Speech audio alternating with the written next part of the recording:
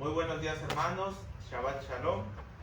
El día de hoy vamos a continuar con el estudio del libro de Daniel y vamos ya en el capítulo 11. El día de hoy vamos a comenzar lo que corresponde a los versos del Daniel 11:40 hasta el verso 45.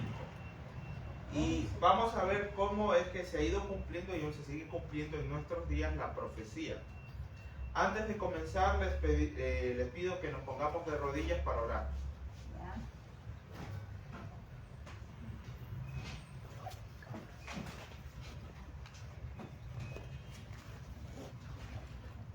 Padre Yahweh, que estás en el cielo, gracias por este día que nos das de vida.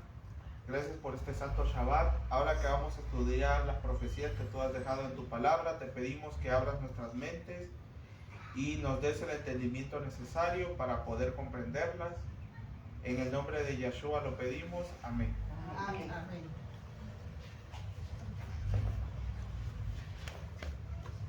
Para comenzar, les invito a que busquemos en nuestras Biblias Daniel capítulo 11, verso 40.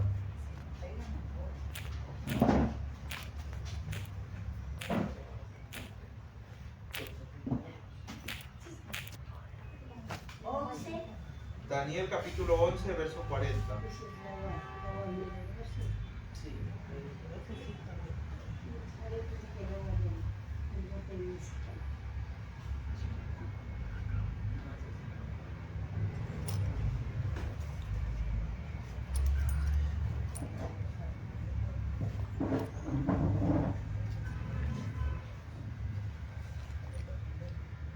Perdón, Daniel.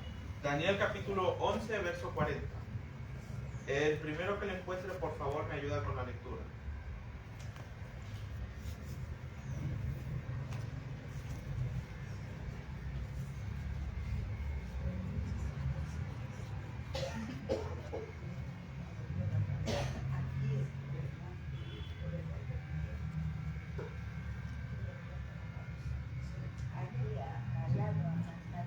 En el momento final lo atacará el rey del sur.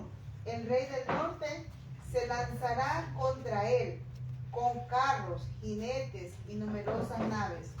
Invadirá sus tierras y pasará como una inundación.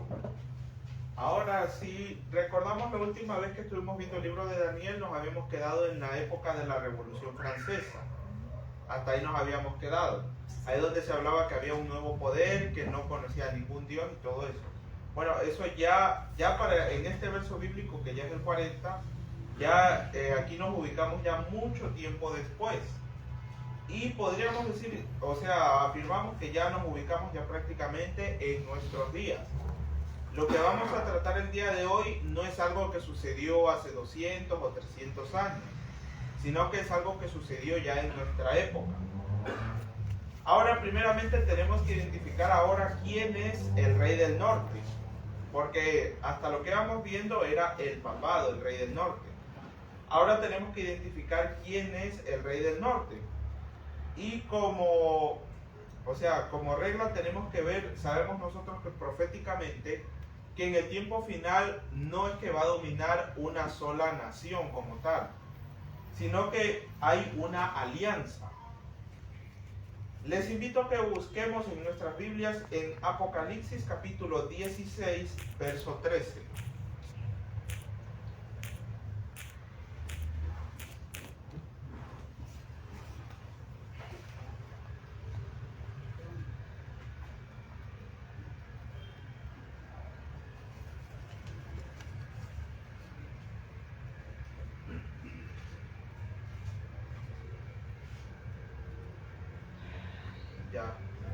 Sí, ayúdame con la lectura.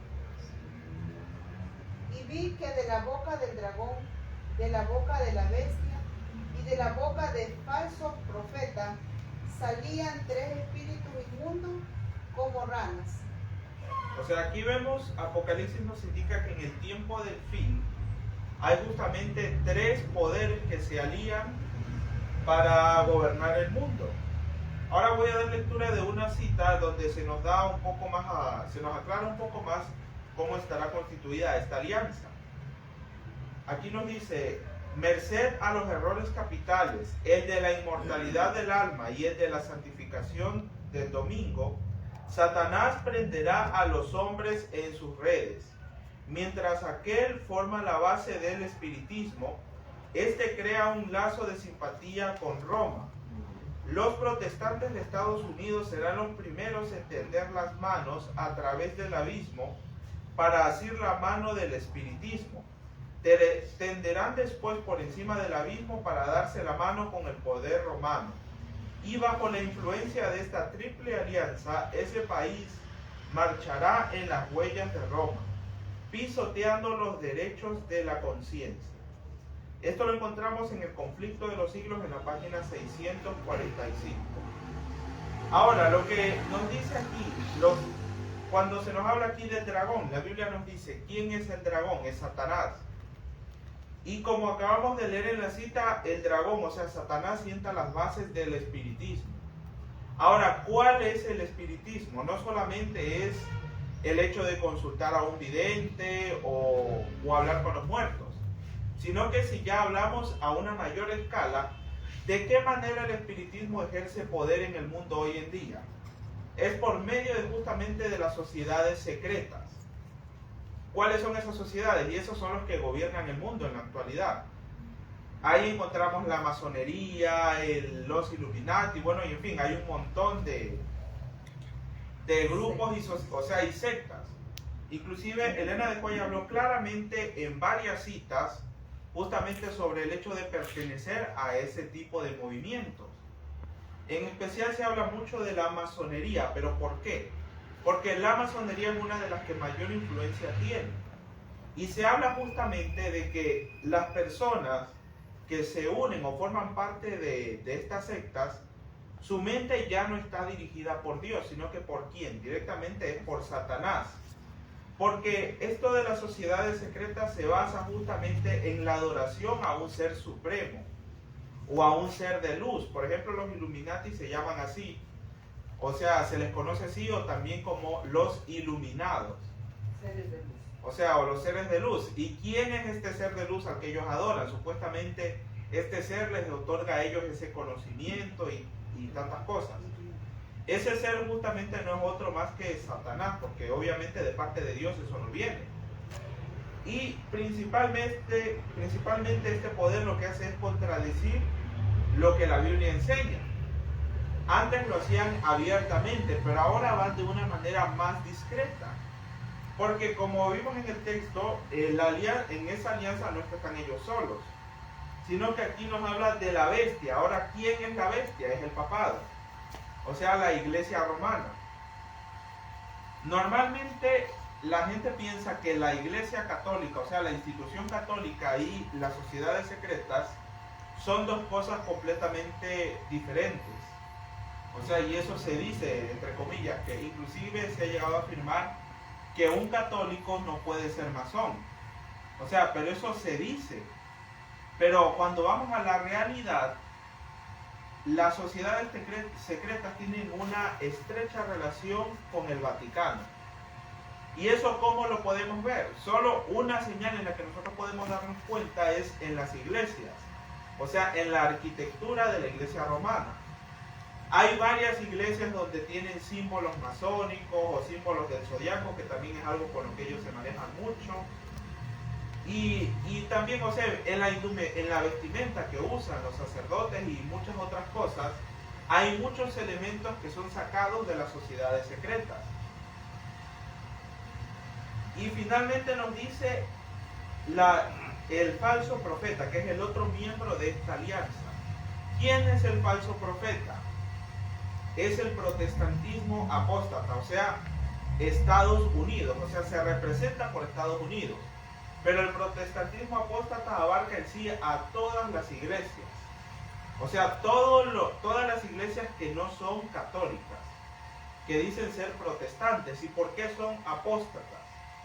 Porque justamente protestantes, justamente ¿por qué se los llama así? O sea, ¿por qué? En un inicio, cuando estas iglesias surgieron, protestaban justamente contra los engaños de la iglesia católica. Pero ahora en la actualidad, ¿qué ha pasado? Ya las iglesias ya no protestan. Simplemente se llaman protestantes, pero ahora solamente es de nombre. Y en esto no solamente hablamos de iglesias evangélicas, sino que aún podríamos atrevernos a decir que la propia iglesia adventista. Hasta la nuestra está incluida. Por eso, la propia iglesia adventista ahora entra en esa categoría de iglesias que abandonaron lo que un día conocieron. Las sendas antiguas.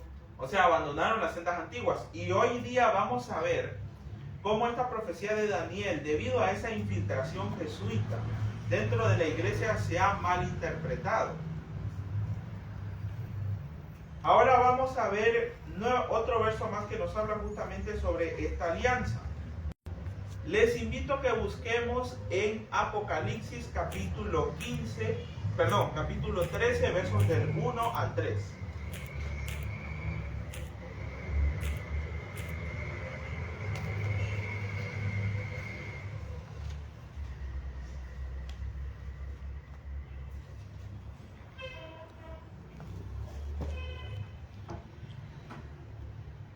Apocalipsis capítulo 13, versos del 1 al 3. El primero que tenga, por favor, me ayuda con la lectura.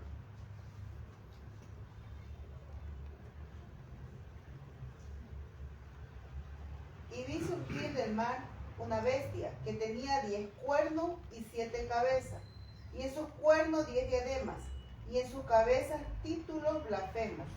La bestia que vi se parecía a un leopardo, con las patas de oso, y las fauces como fauces de león.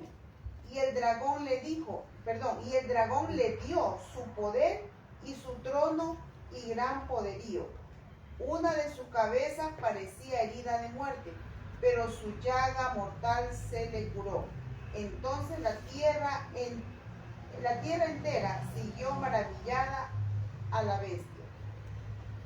Ahora aquí notemos nuevamente, se nos habla de que esta bestia que surge, si recordamos lo que vimos anteriormente cuando estudiamos Daniel capítulo 7, o sea, a lo largo de lo que íbamos avanzando en lo que eran los imperios que habían gobernado en el pasado, recordamos que era un león alado, un oso y un leopardo, o sea, cada cual tenía características especiales.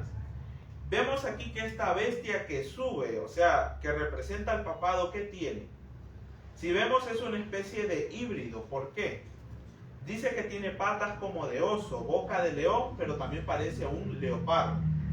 O sea, esta bestia es una mezcla de todas esas bestias anteriores.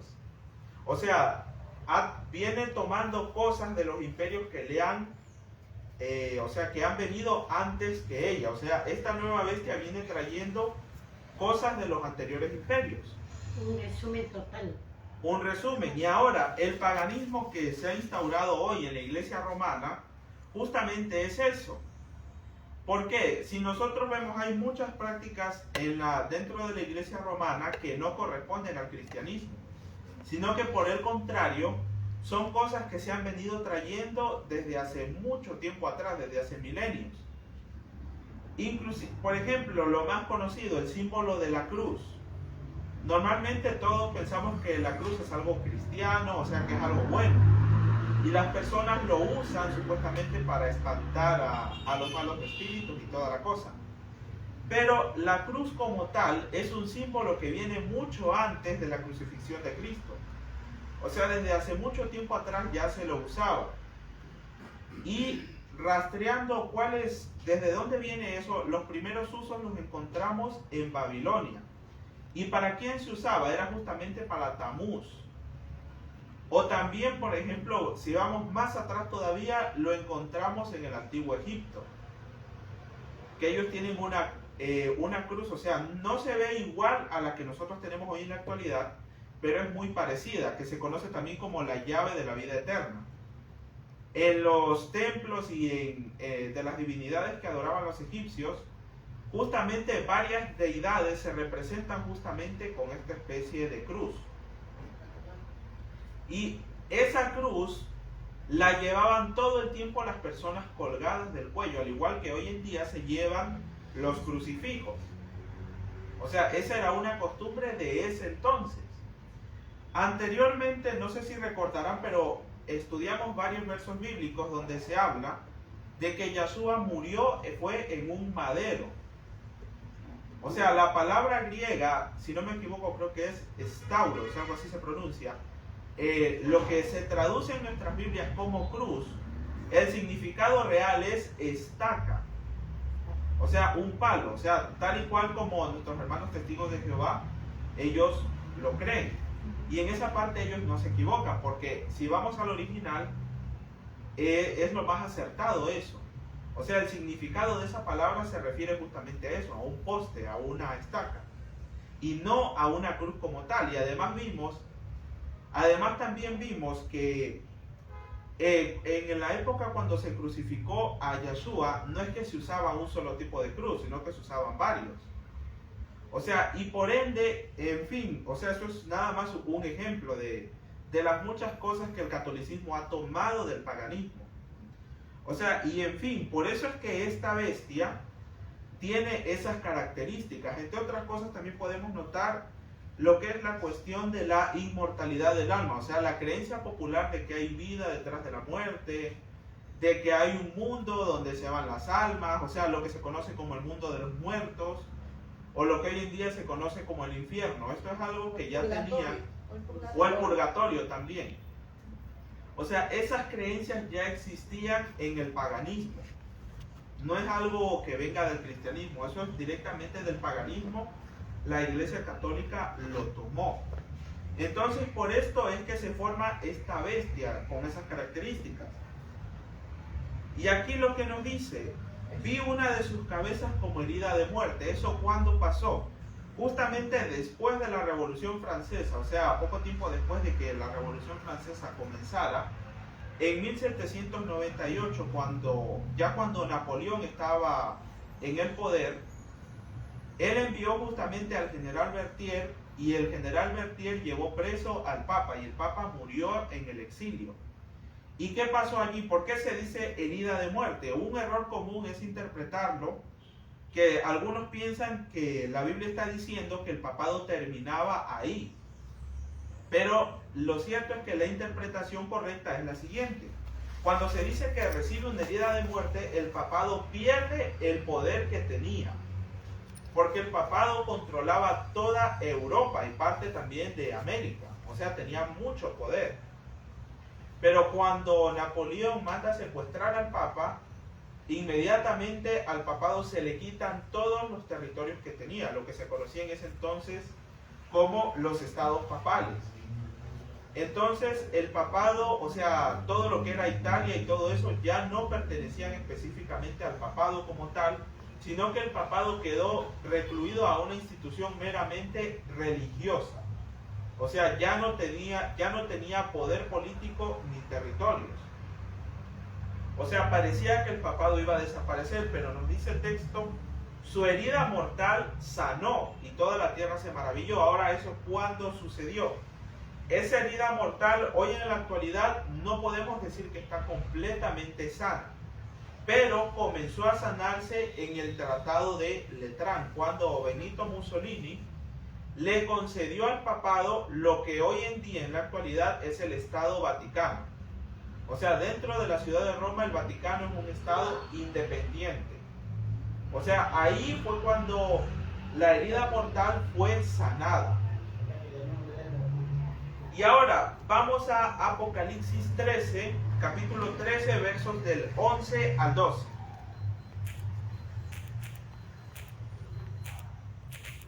Apocalipsis capítulo 13, versos del 11 al 12. Quien lo tenga, por favor, me ayuda con la lectura.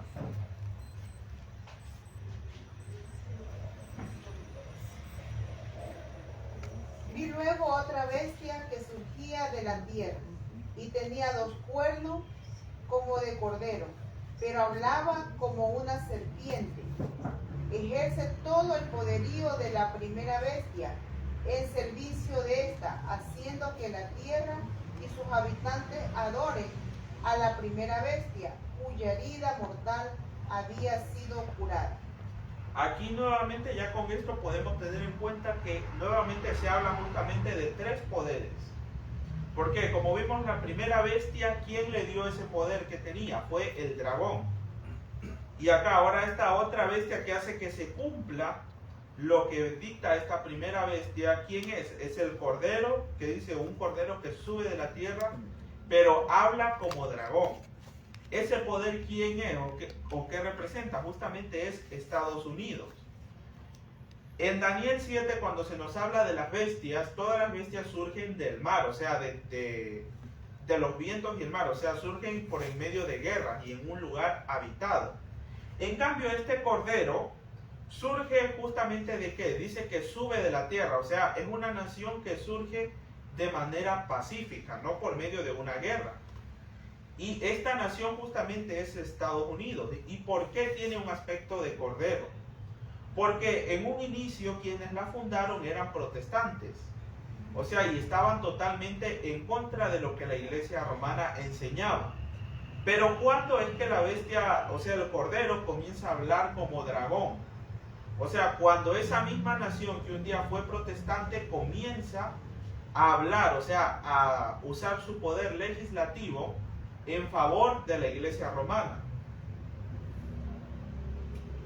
Voy a dar lectura de otra cita, vuelta del libro Joyas de los Testimonios, que dice así: por el decreto que imponga la institución del papado en violación de la ley de Dios, nuestra nación, los Estados Unidos de América, se separará completamente de la justicia. Cuando el protestantismo extienda la mano a través del abismo para asir la mano del poder romano, cuando se incline por encima del abismo para darle la mano al espiritismo, cuando bajo la influencia de esta triple unión nuestro país repudie todo principio de constitución como gobierno protestante y republicano y haga provisión para la propagación de las mentiras y seducciones papales, entonces sabremos que ha llegado el tiempo en que se verá la asombrosa obra de Satanás y que el fin está cerca. Esto lo encontramos en Joyas de los Testimonios, tomo 2, en la página 151. Con estas citas y con los versos bíblicos que hemos dado lectura, podemos llegar a la conclusión que el rey del norte justamente es esa triple alianza entre Estados Unidos, Vaticano y sociedades secretas. ¿Por qué? Porque la unión de esos tres forman un solo poder, o sea, y ese es el poder dominante en el tiempo del fin. Ahora, teniendo en cuenta eso, que Estados Unidos y o sea estos tres son el rey del norte, ahora volvamos al texto. El texto nos habla justamente de que el rey del norte es atacado por el rey del sur, y también se nos dice que el rey del norte responde a ese ataque. Ahora, de los tres miembros que forman esta alianza, el único que tiene capacidad militar, o sea, que puede responder a una agresión a su territorio, ¿cuál es? Justamente es Estados Unidos, porque las sociedades secretas obviamente no tienen de una manera oficial un ejército. El Vaticano tampoco no posee un ejército que pueda enfrentarse a otra nación. La única nación que cumple estos requisitos sería Estados Unidos. Justamente es el que puede responder. Y ahora, históricamente, hay una ocasión en la que Estados Unidos fue atacado por el rey del sur. Recordemos, al sur de Israel, ¿qué tenemos? Justamente tenemos todo lo que corresponde a los países árabes. Tenemos ahí Egipto, Irak, Afganistán y todos esos países, que por lo general siempre han tenido una política totalmente contraria a la de Estados Unidos. Y ahora, ¿cuándo sucedió ese ataque del rey del sur? Ese ataque ya se cumplió y fue justamente en el año 2001. Recordamos nosotros, y ha quedado grabado en la mente de todas las personas, justamente lo que sucedió el 11 de septiembre del año 2001. ¿Qué fue lo que sucedió ese día en los Estados Unidos? O sea, la nación más poderosa del mundo fue atacada. ¿Y qué sucedió allí? Se fueron estrellados 2 aviones contra las Torres Gemelas, otro avión se estrelló contra el Pentágono y otro avión más que se estrelló justamente en Pensilvania. y que se sospecha, hasta el día de hoy no quedó claro, se sospecha que ese avión que cayó en Pensilvania tenía como objetivo, algunos dicen que estrellarse en el Capitolio, otros dicen que en la Casa Blanca. Bueno, eso nunca, o sea, no se sabrá porque igual es algo que ya pasó. O sea, ya pasó. Pero ¿qué sucedió allí? Este ataque, según lo que se dice, fue perpetrado por el grupo terrorista Al Qaeda, que era patrocinado justamente por el régimen de los talibanes. Y los talibanes en ese momento, ¿dónde gobernaban? Era en Afganistán. O sea, aquí primeramente notemos que se cumplió al pie de la letra lo que la profecía nos dice. Primeramente, ¿quién ataca? El rey del sur atacó al rey del norte. Entonces, ¿qué sucede? Como respuesta, el rey del norte, o sea, Estados Unidos, también responde a ese ataque. Y justamente el presidente del momento, en ese momento era George Bush, el presidente de aquel entonces, en 2001, el 20 de septiembre de ese mismo año, presentó justamente, o sea, declaró oficialmente la guerra contra el terrorismo y se presentó un plan de acción militar en el Congreso de los Estados Unidos. O sea, y a partir de ese momento vemos que Estados Unidos comenzó a responder a este ataque enviando soldados justamente a Afganistán. Y eso lo hemos visto desde el año 2001 y aún hasta la actualidad todavía hay presencia de soldados estadounidenses en Medio Oriente. Porque no solamente fue atacado Afganistán, sino que con el pasar de los años otros países también fueron incluidos en esas guerras. O sea, en esa misma guerra. Fue atacado también Siria, también, por ejemplo, ha habido problemas también con lo que es el país de Líbano. Y en fin, con varios países de Medio Oriente, Estados Unidos justamente ha estado guerreando desde ese entonces. Ahora volvamos a dar lectura de lo que nos dice Daniel capítulo 11, verso 40.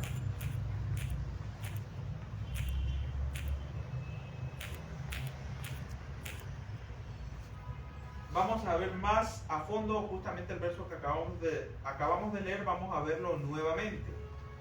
Busquemos Daniel capítulo 11, verso 40. Quien lo tenga, por favor, me ayuda con la lectura.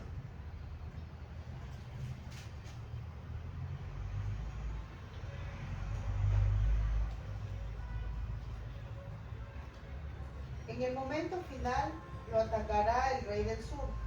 El rey del norte se lanzará contra él, con carros, jinetes y numerosas naves. Invadirá las tierras y pasará como una inundación. Aquí los términos que se usan nos dice vendrá como una inundación, con carros y gente de a caballo. O sea, esto está hablando en un contexto ya de guerra. O sea, el texto es extremadamente claro, o sea, está hablando de un conflicto. Pero ahora, ¿cuál es el problema? En la actualidad, los teólogos interpretan Daniel 11 de los versos 40 al 45, se los interpreta como algo simbólico, lo cual es completamente un error. Ahora veremos por qué. O sea, ¿por qué es un error?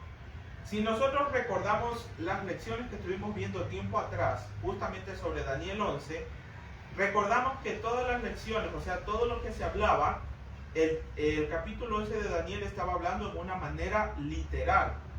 Y eso se mantiene a lo largo de todo el capítulo. Por ejemplo, vimos un hecho importante que vimos aquí en Daniel 11, fue la guerra civil romana. Cuando hubo este conflicto entre Julio César, Cleopatra y bueno, en fin, todo ese conflicto que hubo entre Roma y Egipto. Y vimos cómo lo que el texto decía se cumplió de una manera literal y no era de una forma simbólica.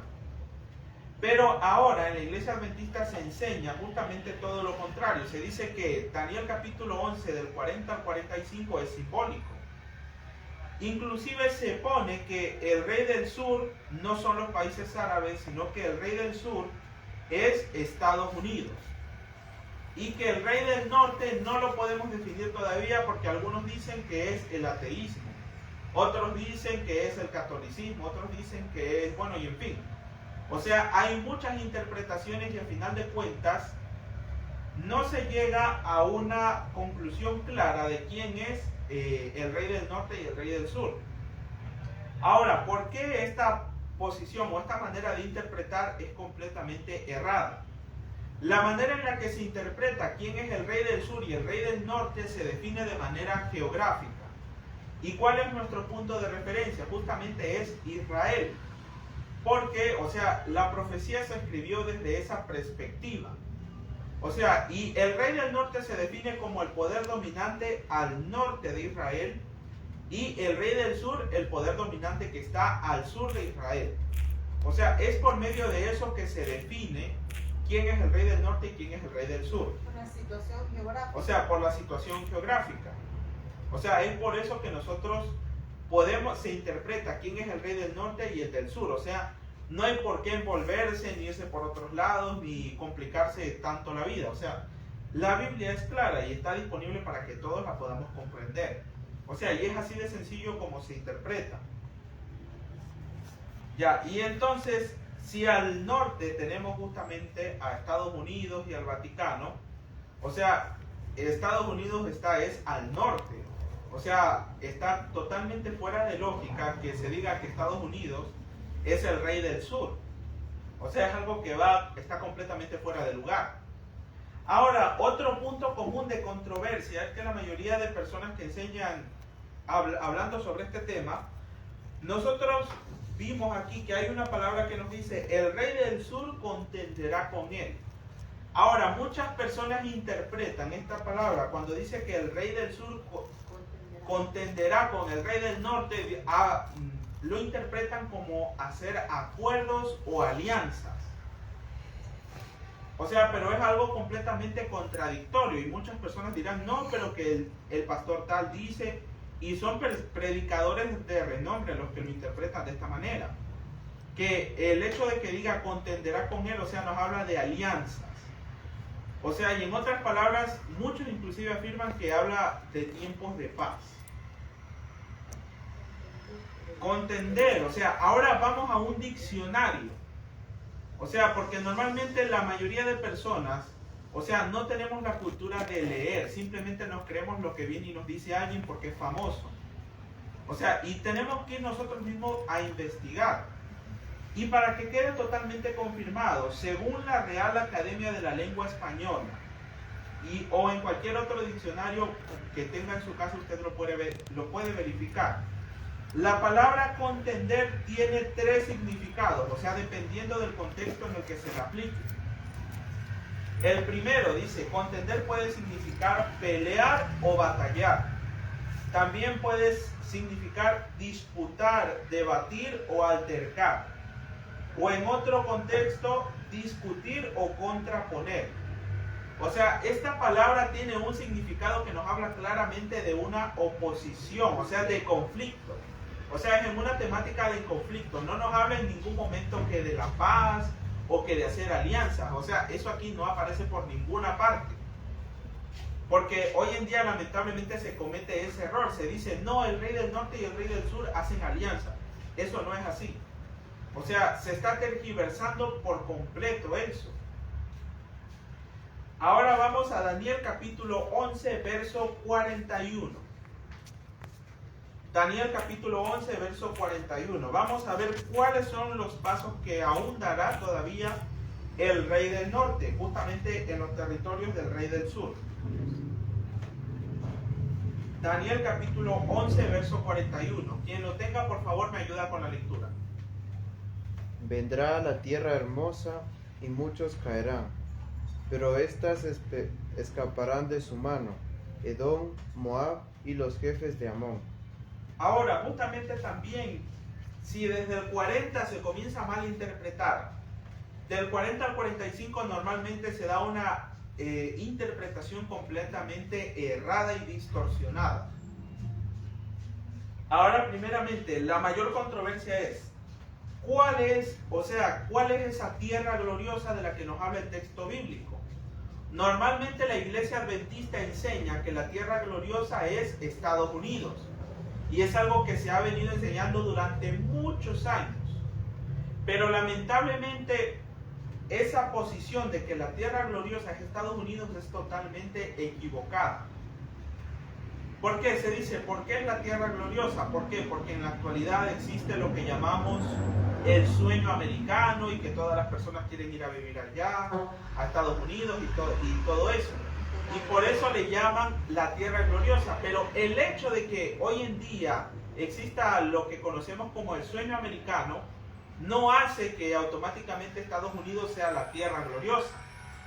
O sea, Estados Unidos tiene un papel protagónico en la profecía final, pero Estados Unidos no es la tierra gloriosa. Porque si bien nosotros vimos que Estados Unidos justamente es el rey del norte, y aquí ya en el verso 41 se nos habla de que el rey del norte entra a la tierra gloriosa. Entonces ahí como que no tiene lógica. Si Estados Unidos es el rey del norte, ¿cómo va a entrar a la tierra gloriosa que es el mismo Estados Unidos? O sea, no tiene sentido. Ahora vamos a ver bíblicamente cuál es la tierra gloriosa. Antes de que vayamos a ver los versos bíblicos, en algunos versos bíblicos se traduce como tierra gloriosa o tierra deseable. Ahora, sea que esté como gloriosa o deseable, se va a referir al mismo lugar y va a tener el mismo significado. ¿Por qué? Porque la palabra que se traduce como gloriosa o deseable es el término hebreo isbi, o algo así se pronuncia, isbi. ¿Y qué significa isbi? Significa gloriosa o deseable. O sea, cuando se aplica justamente, se traduce de esa forma. Y ahora, muchos argumentan que la tierra gloriosa cambia según la época. Pero veremos hoy que en la Biblia no vamos a encontrar una base que nos respalde o nos certifique que la tierra gloriosa cambia según la época, sino que por el contrario vamos a ver cómo en varias partes de la Biblia, cuando habla de la tierra gloriosa se refiere a lo que nosotros conocemos hoy como Israel. Y vamos a comprobarlo bíblicamente.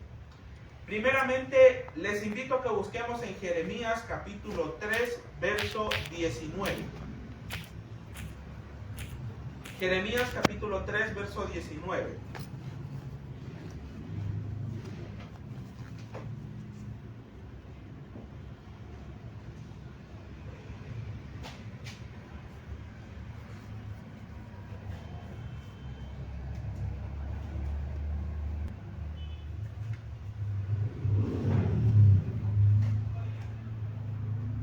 Mas yo dije, ¿cómo he de ponerte entre los hijos y darte la tierra deseable, la rica heredad de los ejércitos de las naciones? Y dije, Padre mío, me llamarás y no te apartarás de en pos de mí. Ahora aquí, este verso bíblico nos habla en que en el contexto del pueblo de Israel. Y aquí nos habla de la tierra deseable. Si damos lectura del verso 18, nos dice así, para que quede claro. En aquellos tiempos irán de la casa de Judá a la casa de Israel, y vendrán juntamente a la tierra del norte, a la tierra que hice heredar a vuestros padres. O sea, ya con esto tenemos claro que en el verso 19 nos hace referencia justamente a la tierra prometida, o sea, al territorio que Dios le dio por heredad a Israel. Y aquí, ¿cómo se le llama? Se le llama la tierra deseable. Ahora vamos a Malaquías capítulo 3, verso 12. Malaquías capítulo 3, verso 12.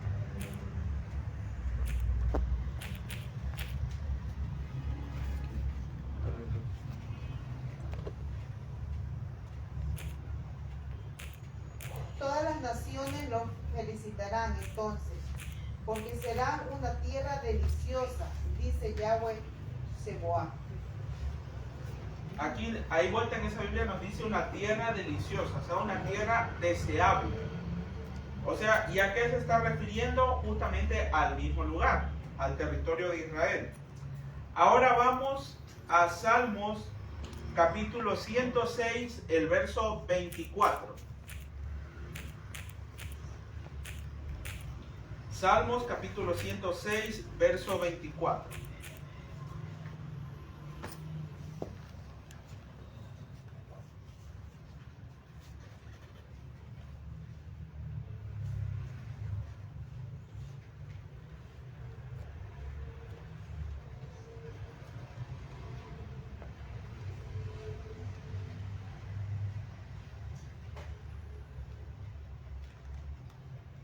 ¿106? 106, a ver, Salmo 106, el verso 24. En Salmo 106, verso 24 dice así: pero aborrecieron la tierra deseable, no cayeron en su palabra.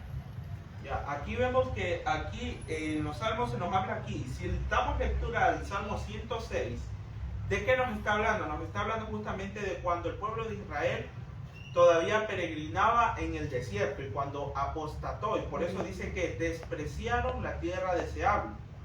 Ahora, lo que leímos ya en la época de Jeremías, ya se nos habla justamente en la época ya del exilio a Babilonia. O sea, estamos viendo dos épocas completamente distintas. ¿Y cuál es la tierra deseable o la tierra gloriosa? Sigue siendo Israel. O sea, no cambia.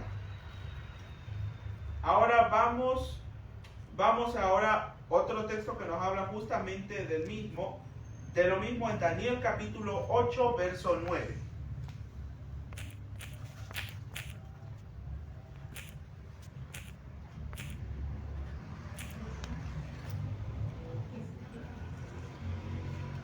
Daniel 8, 9. Sí, Daniel capítulo 8, verso 9.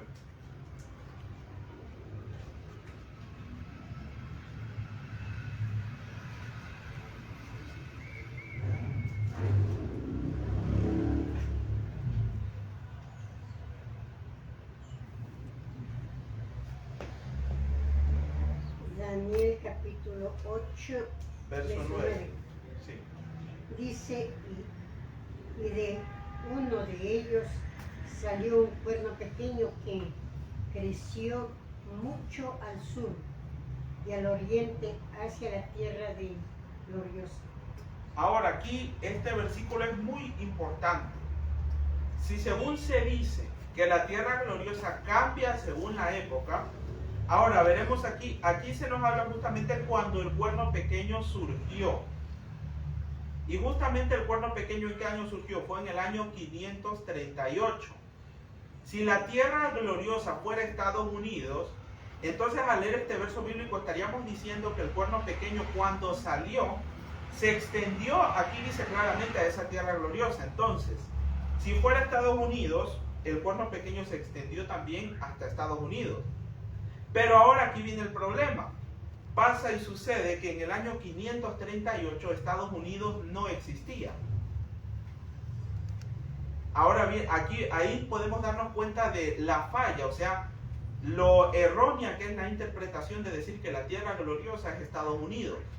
Porque entonces si lo tomamos así, el cuerno pequeño entonces se extendió a Estados Unidos en el 538 cuando Estados Unidos no existía. O sea, es algo que no tiene lógica, algo que está completamente fuera de lugar. Y ahora otra cita también muy importante. Vamos a Daniel capítulo 11, verso 16.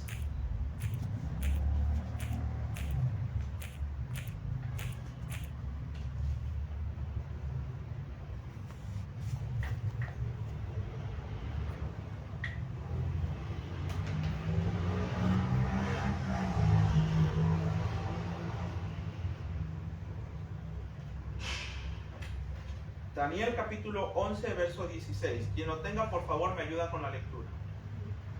El que vendrá contra él hará su voluntad, y no habrá quien se le pueda enfrentar, y estará en la tierra gloriosa, la cual será consumida en su poder. Ahora, aquí notemos algo Sería importante. Israel ahí. Claro, sigue siendo Israel. Notemos algo aquí, otro aspecto importante. Algunos consideran que en este entonces, cuando Roma gobernaba, la tierra gloriosa era Roma. Ya, pero aquí en este verso bíblico, cuando se nos habla que el rey del norte va a la tierra gloriosa, nuevamente nos encontramos con la misma polémica, o sea, con la misma contradicción. ¿Cómo el rey del norte, si se dice que es Roma en ese momento, la Roma imperial, cómo la Roma imperial va a entrar a la tierra gloriosa si es la misma Roma, la tierra imperial? O sea, si es la misma Roma imperial, la tierra gloriosa. O sea, ¿cómo va a atacarse a sí misma? O sea, a entrar a su propio territorio. O sea, es algo, o sea, no tiene lógica. Ya con esto, con los versos que hemos leído, la tierra gloriosa entonces, ¿a qué lugar se refiere? Israel. A Israel. Entonces, ya ubicándonos allí, ya ahora podemos ir entendiendo ahora cómo es que este rey del norte, ahora en el tiempo del fin, este nuevo poder, va a tener que justamente tener algo que ver con Israel. Y ahora, no es coincidencia lo que nosotros estamos viendo. ¿Qué está pasando hoy en día en Israel? ¿Qué sucede? Está comenzando a haber un conflicto armado. Y justamente, ¿y quién está interviniendo allí? No es que Israel está peleando solo. ¿Quién está interviniendo? Estados Unidos también está dando su apoyo a Israel. Entonces ahora sí ya vamos encajando las cosas, ¿cómo va? Ahora, el texto bíblico también nos hablaba de algo muy importante. Nos hablaba que alguien se libraba de este ataque. Nos dice aquí, se librarán de su mano Edom, Moab y la mayoría de los hijos de Amón. Ahora, ¿quiénes eran estos pueblos? En el pasado, los edomitas, los moabitas y los amonitas eran enemigos del pueblo de Israel. Y estos pueblos hoy en día ya no se identifican con esos mismos nombres, pero esos pueblos siguen presentes. Y ahora les invito a que pongamos atención aquí en este mapa que tenemos. Ya, estos son los territorios de esos pueblos: Edom, Moab y Amón. Y la profecía nos dice que esos pueblos se librarían del ataque del rey del norte. Ahora, si vamos a un mapa moderno, todo lo que corresponde a estos territorios es lo que hoy en día, en el presente, es Jordania. Ahora, la profecía se ha cumplido al pie de la letra. ¿Por qué? Jordania no ha recibido ningún ataque por parte de Israel o de Estados Unidos. ¿Y esto debido a qué? A que Jordania es considerado un aliado de los Estados Unidos. O sea, y eso lo podemos verificar en las noticias. Jordania no está siendo atacada porque es aliado de Estados Unidos. Y por ende la profecía nos decía justamente eso, que estos se librarían de su mano. Y ahora, un detalle también importante: Jordania no solamente es amigo de Estados Unidos, sino que también, a pesar de que son de religión islámica, también tienen buenas relaciones diplomáticas con el Vaticano. O sea, se van a reunir constantemente. Hoy en día Jordania todavía es gobernado por un rey y una reina. El rey y la reina de Jordania han hecho constantes visitas a Estados Unidos y también al Vaticano. O sea, por ende, Jordania tiene una alianza también, o sea, un acuerdo con el rey del norte, podríamos decirlo así.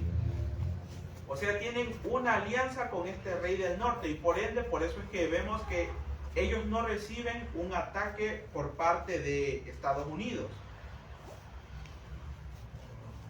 Ahora vamos a dar lectura de Daniel capítulo 11, verso 42. Daniel capítulo 11, verso 42. El primero que lo tenga me ayuda con la lectura. Vamos a dar lectura del 42 y 43. De esos dos de una vez. Daniel capítulo 11, versos 42 y 43. Extenderá su poder sobre otros países, y ni siquiera Egipto podrá librarse.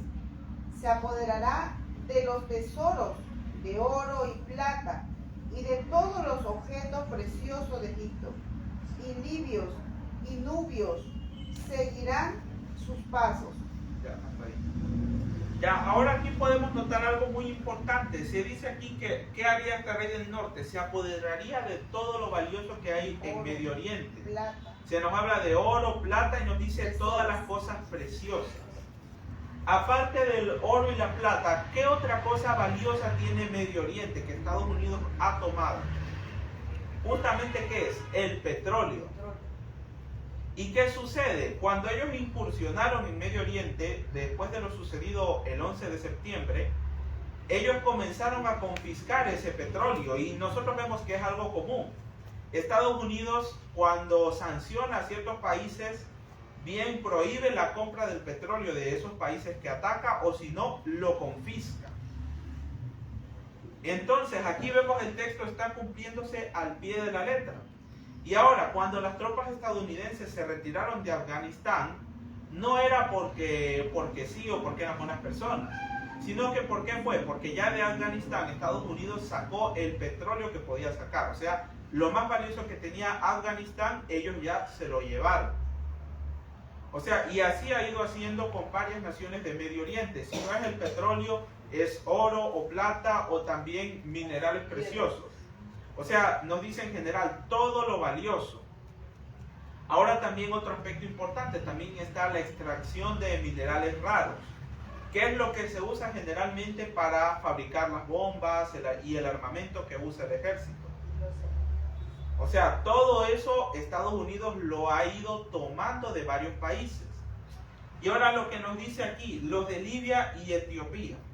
O sea, son otras naciones que también se han involucrado en esta guerra. Ahora, por ejemplo, lo que aquí se conoce en la Biblia nos dice Etiopía, en la actualidad ya no se conoce como Etiopía, porque hoy en día lo que se le llama Etiopía ya no es la misma Etiopía que está en la Biblia, sino que la Etiopía bíblica, podríamos decirle, es lo que en la actualidad es el país de Yemen. Y justamente los yemenitas también han tenido un papel determinante en este conflicto entre Israel y Gaza. ¿Por qué? Porque también desde Yemen están bombardeando a los barcos, a los buques petroleros o a los barcos que pasan llevando mercancía que pasan por el mar. O sea, y por ende también, por eso es que se dice aquí en la profecía que ellos también atacarían. Ahora vamos a Daniel capítulo 11, verso 44.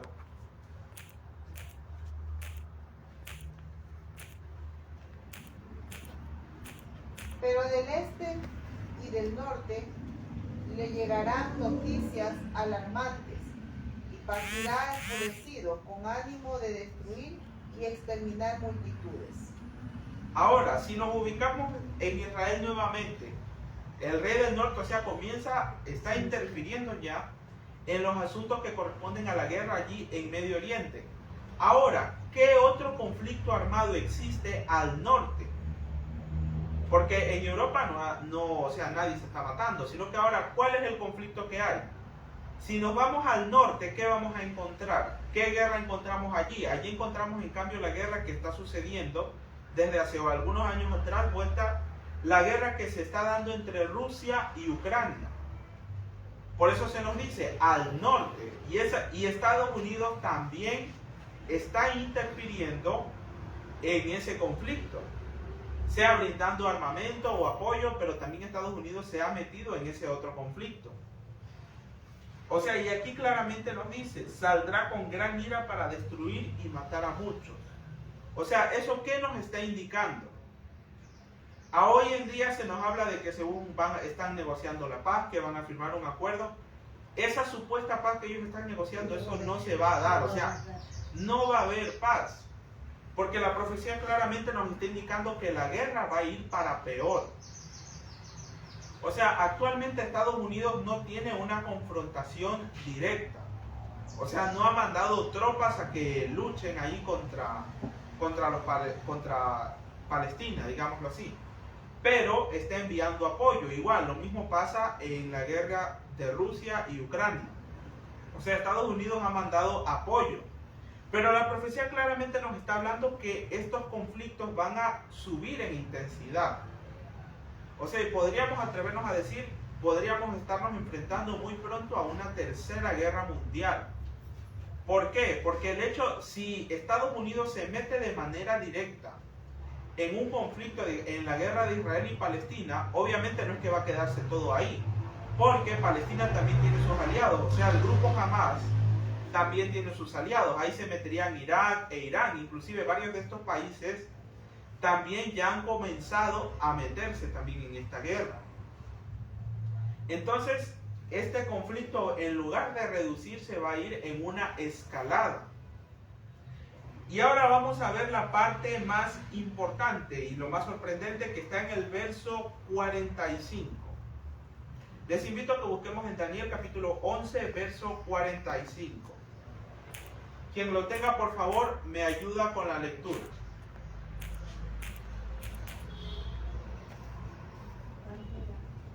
11:45, Daniel capítulo 11:45.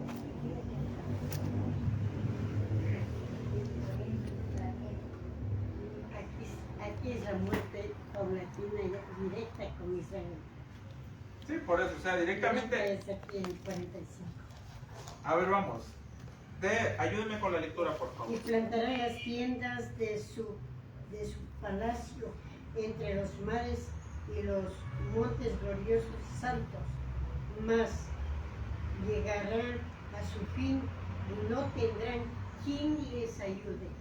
Ahora, aquí recordemos nuevamente, el rey del norte, ¿por qué se conformaba? No es solo Estados Unidos, sino que también está el Vaticano. Y ahora, si nosotros recordamos siglos atrás, en la Edad Media, ¿cuál era la razón de las cruzadas? ¿Qué era lo que quería el Vaticano? O sea, ¿qué buscaba el papado en Jerusalén? Justamente el papado buscaba quitarle Jerusalén a los musulmanes. ¿Para qué? Para establecerse ellos en ese lugar. Y ahora nosotros pensamos lo de las cruzadas, ya eso obviamente ya quedó atrás. Y ese objetivo probablemente pensemos que ya no está en los planes del Vaticano ponerse allí. Pero ahora sucede que hay un proyecto. No sé si muchos de ustedes habrán escuchado lo que se llama el proyecto del Gran Israel. O algunos le llaman el proyecto Redención. En algunos casos también le suelen llamar así. ¿Por qué le llaman así? Porque ellos quieren restaurar nuevamente al Israel que estaba en los tiempos de su mayor apogeo. O sea, podríamos decir los territorios que Israel tenía en la época de Salomón, que fue cuando tuvo una mayor extensión. Ellos quieren restaurar nuevamente eso. Y ahora, hay personas que nuevamente insisten, no, pero Israel no tiene nada que ver. A ver, si vamos suponiendo, digamos que la tierra gloriosa es Estados Unidos. ¿En Estados Unidos acaso existe un monte glorioso y santo? O sea, no existe un monte santo que en la Biblia le llame, obviamente no hay. Montañas hay muchas, pero no existe un monte como tal. Pero ahora en cambio tenemos que ir nuevamente al mapa. El texto nos dice entre los dos mares. ¿Y cuáles son los dos mares que tenemos? Tenemos el mar Mediterráneo y el mar Muerto.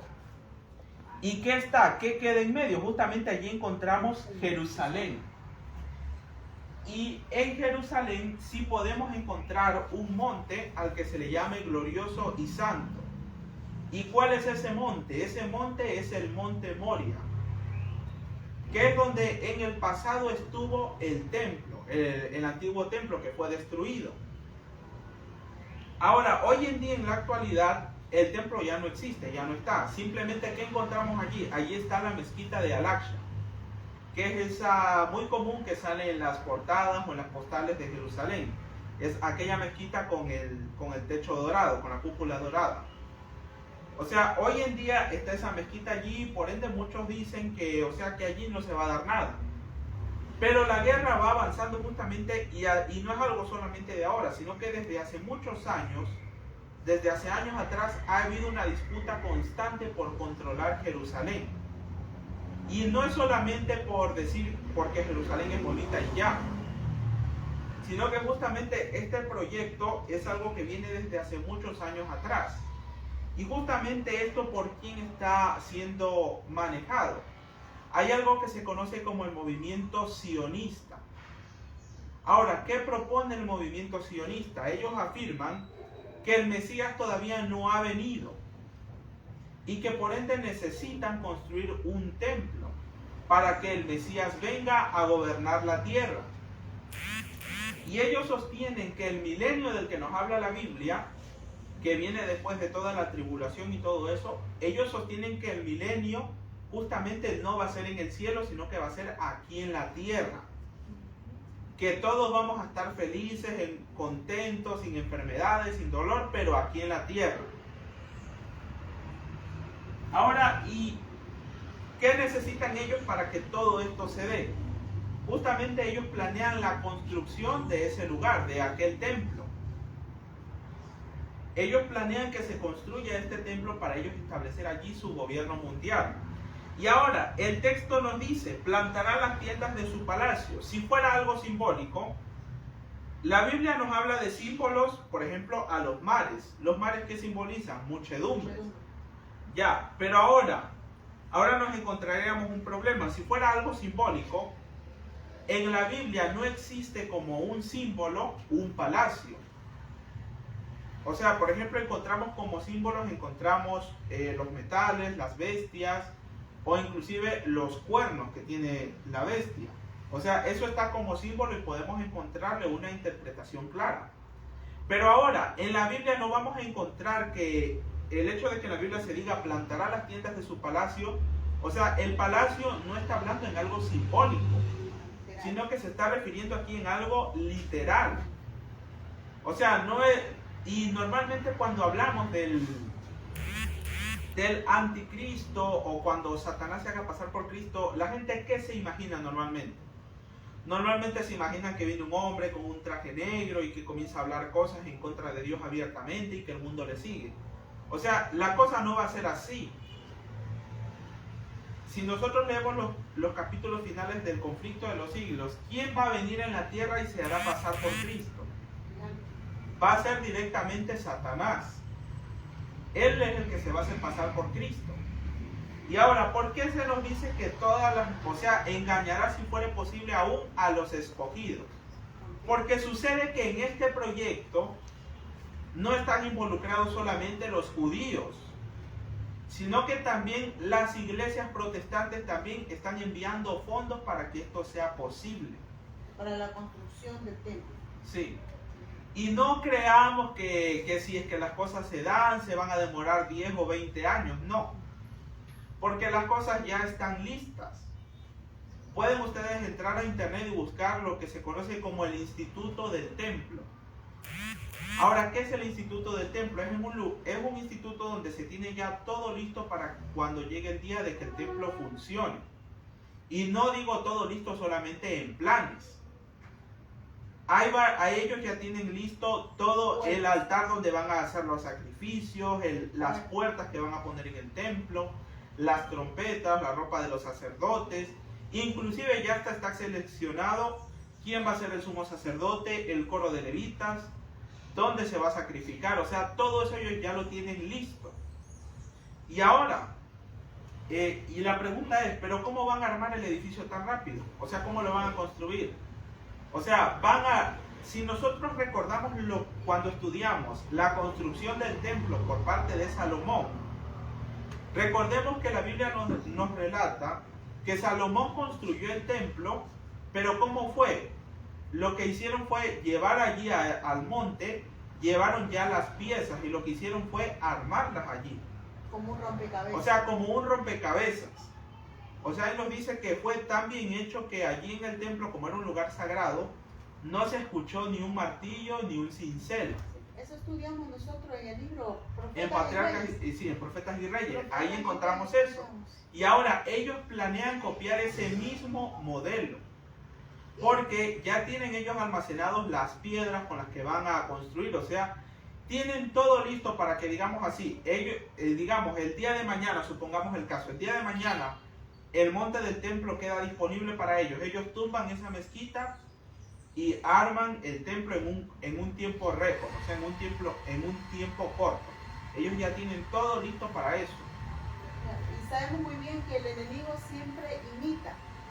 Quiere imitar. Sí. Así como construyeron el templo que Salomón dedicó a adorar al Padre Eterno, él también quiere hacer lo mismo. O sea, está haciendo lo mismo. Claro.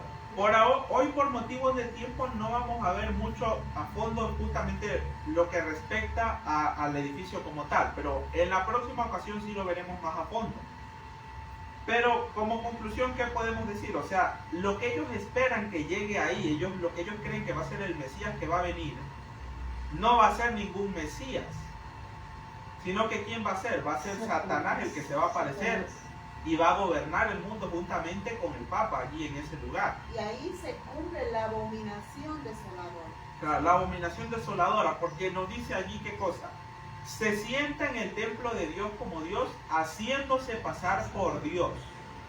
Normalmente se aplica que es el papado, pero el papado no se ha sentado en ningún templo, en algún templo que se le llame el templo de Dios. Tampoco otros vueltas dicen que eso se refiere a la doctrina de la Trinidad, pero nos está hablando que es alguien que se sienta como Dios, o sea, en un templo. O sea, y se dice que eso es cuando ponemos al Espíritu Santo como persona, o sea, eso es otra cosa, un asunto muy aparte. Pero aquí justamente cuando se nos habla de esta abominación desoladora, justamente va a ser alguien que se va a sentar en un lugar en específico. Y no es algo simbólico, porque algunos se van que no, que el verso nos habla de otra cosa. Bueno, y en fin, la profecía nos habla de algo muy claro. Ellos van a lograr ese objetivo. Van a poder establecerse en ese lugar. Pero si volvemos a leer el texto, ¿qué nos dice al final? Pero llegará a su fin y no tendrá quien le ayude. Ahora, y esto va no solamente para Israel, sino que aquí recordemos que se refiere al rey del norte. Y como vimos anteriormente, cuando Estados Unidos proclame la ley dominical, o sea, le dé el poder a Roma, ¿qué va a suceder? Está escrito que vendrá después de la apostasía nacional que viene la ruina de la nación. Primeramente contra Estados Unidos, porque él es el que le abre las puertas de allí, de Jerusalén. Y después que viene la ruina mundial ahora. O sea, primero viene la ruina nacional y después viene la ruina mundial. O sea, el mundo entero ya se ve afectado por esa decisión que toma. Y hay una profecía además que se nos indica que va a haber un momento en el que el papado llegará a gobernar con todos los reyes de este mundo por cierto tiempo, pero ese tiempo va a ser muy corto. Muy corto. ¿Y después qué sucederá? Aquí claramente nos dice, llegará a su fin y no tendrá quien le ayude. Porque, o sea, el papado va a recuperar su poderío por un corto tiempo, pero al final, ¿qué pasará? Lo va a perder y esos mismos que le dieron el poder son los que lo van a destruir. Porque se van a dar cuenta que a quien le dieron el poder no era alguien que buscaba la paz, porque hoy en día la gente se cree ese discurso que da el Papa. Habla de buscar la paz mundial y que la hermandad entre naciones. Ese es un cuento viejo que ellos se cogieron, porque a la realidad ellos no están buscando nada de eso. Y aquí la profecía claramente nos habla quién está detrás de esta guerra que estamos viendo ahora. Justamente son ellos mismos, juntamente con los Estados Unidos. O sea, es práctica, o sea, estamos viviendo, o sea, ante nuestros ojos estamos viviendo ya lo último, o sea, los últimos años de nuestra tierra. Porque si nosotros vamos a Daniel capítulo 12, ya el capítulo que sigue, el verso 1, ya nos vamos a encontrar con algo todavía más sorprendente. Nos dice así: en aquel tiempo se levantará Miguel, el gran príncipe que está de parte de los hijos de tu pueblo, y será gran tiempo de angustia cual nunca fue desde que hubo gente hasta entonces. Pero en aquel tiempo será libertado tu pueblo, todos los que se hallen inscritos en el libro. Esto aquí que nos dice, cuando Miguel se levanta, o sea, cuando Cristo se levanta, ¿qué quiere decir? O sea, ya cuando Cristo regresa a la tierra. Entonces, nosotros hoy, el día de hoy, ¿en qué parte nos encontramos? Podríamos decir que nos encontramos ya en el cumplimiento de Daniel capítulo 11, verso 44. ¿Cuánto creen ustedes que falta para que ya sea la segunda venida? Tiene unos 3 años y medio. aproximadamente por ahí. Y justamente con respecto a eso, con respecto al tiempo de la segunda venida, es algo que también lo tenemos que estudiar y lo veremos más adelante. Pero aquí vemos, o sea, estamos ya prácticamente ya en lo último de todo. O sea, ya de todo Daniel 11, o sea, han pasado milenios desde que eso se comenzó a cumplir y todo. Y hoy en día, nosotros ya nos encontramos justamente ya en esos versos finales, ya en lo último que queda. Y ahí en el capítulo 12 también, más a lo largo del capítulo se nos habla también de varios periodos proféticos. Tenemos allí los 1335 días, los 1260 días. Eso lo veremos en otra ocasión, más adelante. Porque primeramente, para la próxima clase estaremos viendo aún más detalles justamente de este proyecto del tercer templo. Vamos a ver cómo inclusive también en algunas partes de la Biblia, cuando se habla de las plagas que serán derramadas al final del tiempo, se habla justamente de los cantores del templo. Eso lo veremos en la próxima ocasión, si Dios nos permite estar aquí. Bueno, hasta aquí vamos a dejar el tema el día de hoy. Espero que sirva de mucha ayuda para cada uno de nosotros y les invito a que investiguemos más profundamente este tema. O sea, y en especial justamente con respecto a esto, hay un predicador que se llama Víctor San Vicens.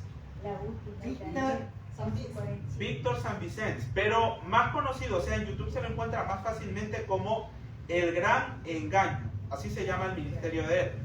Él tiene una serie de temas donde explica aún más detalladamente cómo es que se ha ido cumpliendo esto y cuáles son los planes que tienen ellos a futuro.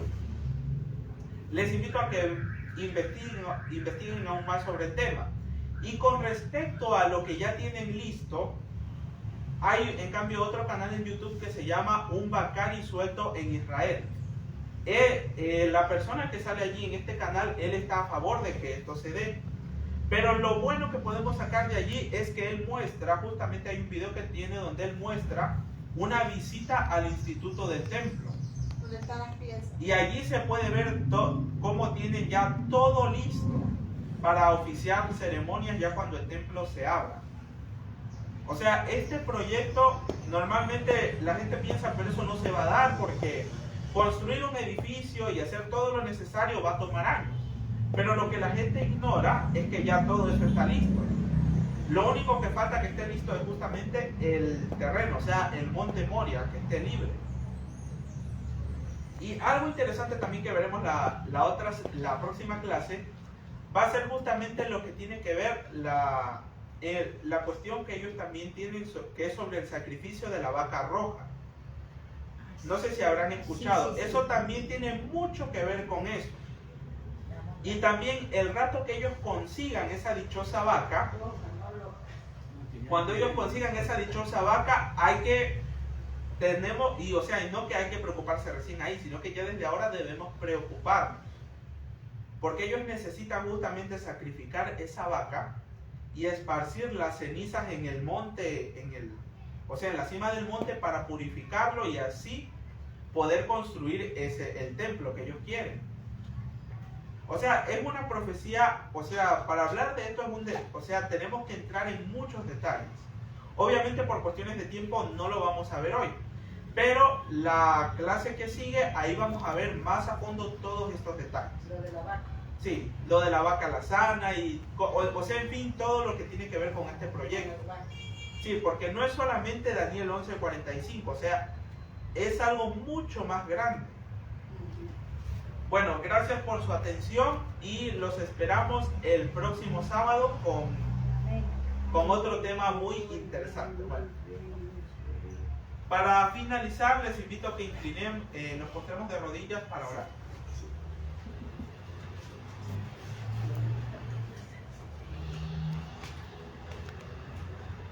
Padre Yahweh que estás en el cielo, gracias por esta verdad que tú nos has dado a conocer este día. Te pedimos, Padre, que tú nos ayudes a que esta verdad no se quede solamente en un estudio, sino que también podamos llevarla a la práctica, que mostremos los dones de tu Espíritu en nuestra vida diaria Te pedimos también que tú nos ayudes a poder compartir tu palabra a las demás personas de la mejor manera. En el nombre de Yahshua lo pedimos. Amén. Amén. Mire, el tema hacer una